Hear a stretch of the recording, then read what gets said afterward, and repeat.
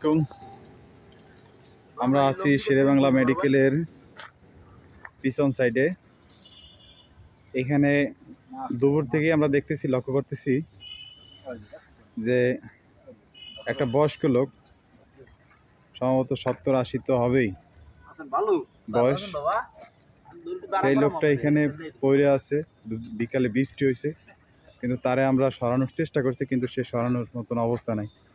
পরবর্তীতে আমাদের আনসার সদস্য এই যে হাসান ভাই, দুইজনের নামই হাসান এবং আমি জাকারিয়া, এরা আসলাম। আইসা দেখি হাসপাতালের মধ্যে একটা অন্তপক্ষে একটা নিরাপদ স্থানে নেওয়া যায় কিনা, এবং সেই চেষ্টা করতেছি।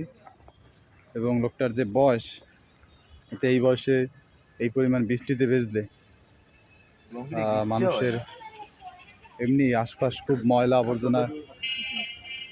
তারপরে দেখি আমরা আমাদের মতন চেষ্টা করতেছি।